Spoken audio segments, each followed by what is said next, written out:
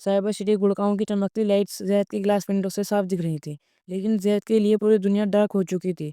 28 साल की उम्र में उसने वो सब अचीव कर लिया था जो लोग सपने में देखते हैं। उसका टेक स्टार्टअप नूर एआई पूरे इंडिया में चर्चा का विषय था। लेकिन फिर सब कुछ बदल गया। एक गलत पार्टनरशिप और मार्केट के बदलते मिजाज ने उसे रातों रात सड़क पर ला खड़ा किया। लग्जरी अपार्टमेंट खाली करने का नोटिस हाथ में था और bank account zero. Modern India में सक्सेस की आवाज बहुत गूंजती है, लेकिन फेलियर की खामोशी उससे भी ज्यादा गहरी होती है। जो दोस्त रोज पार्टी के लिए व्हाट्सएप करते थे, उन्होंने अब ब्लूटिक देना भी बंद कर दिया था। जैद को ओखला के एक पुराने छोटे से फ्लैट में शिफ्ट होना पड़ा, जहां उसके पेरेंट्स रहते हैं। वहां की भीड़ और शोर उसे चुभने लगा। उसे अपने रिटायर्ड टीचर वालिद की आंखों में देखने से डर लगता था, क्योंकि उन्होंने अपनी लाइफ की सारी जमा पूंजी जैद की पढ़ाई में लगा दी थी। सबसे बड़ी जंग दुनिया से नहीं, बल्कि खुद के उस हिस्से से होती है जो हार मान चुका। एक सुबह अपने वालिद के साथ एक पुरानी यतीम खाने ऑर्फिन एज गया, जहाँ उसके वालिद अक्सर बच्चों को मुफ्त फ्री में पढ़ाते थे। वहां जैद ने देखा कि जिन बच्चों के पास ना माँ बाप हैं, ना रहने को घर, वो फिर भी अल्हम्दुलिल्लाह कहकर खुश थे। जैद की मुलाकात वहाँ एक बुजुर्ग से हुई। उन्होंने जैद को देखकर एक बात कही, बेटा रिस्क रोजी का वादा तो अल्लाह ने किया है,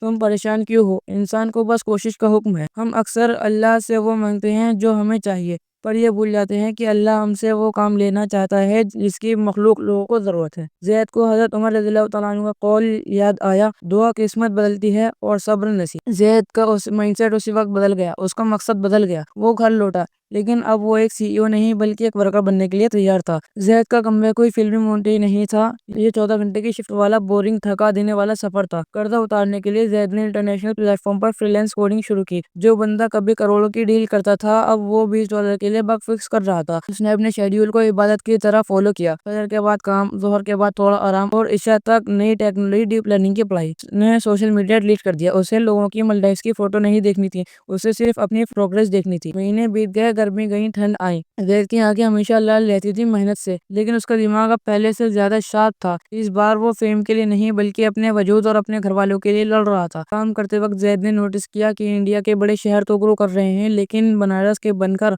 और कानपुर के लेदर वर्कर डिजिटल दुनिया से पीछे छूट गए। उसने सदका टेक बनाना शुरू किया, एक ऐसा प्लेटफॉर्म जो एआई की मदद से इन आर्टिसंस को डायरेक्ट ग्लोबल मार्केट से जोड़े। उसने कोई फंडिंग नहीं ली, अपनी फ्रीलांस की कमाई से प्लेटफॉर्म बनाया। वो वीकेंड्स पर जनरल कोच में ट्रैवल करके इन आर्टिसंस से मिलने जाता, उनके साथ जमीन पर बैठकर उनकी मुश्किलें समझता। एक साल बाद बेंगलोर में एक बड़ा टेक इवेंट था। जैद वहां गया, लेकिन कीनोट स्पीकर बनकर नहीं, बल्कि एक सोशल इम्पैक्ट के एक छोटे से बूथ में। वही पुराने इन्वेस्टर जिसने जैद का साथ छोड़ा था, वहां से गुजरा।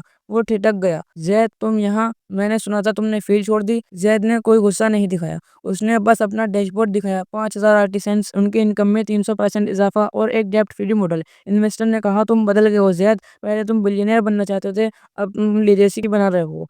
साल के खत्म होते होते सदका टेक को गवर्नमेंट ने मेक इन इंडिया का अवार्ड दिया। हालांकि दोस्तों ये स्टोरी रियल नहीं थी, लेकिन ये स्टोरी आपको मोटिवेट करेगी काम करने के लिए, अपने गोल की तरफ मेहनत करने के लिए। कैसी लगी आपको ये स्टोरी कमेंट में जरूर बताना, और नए हो तो वीडियो को लाइक और चैनल को सब्सक्राइब कर रहे बिना मत जाना। अस्सलाम वालेकुम रहमतुल्लाहि व बरकातुहू।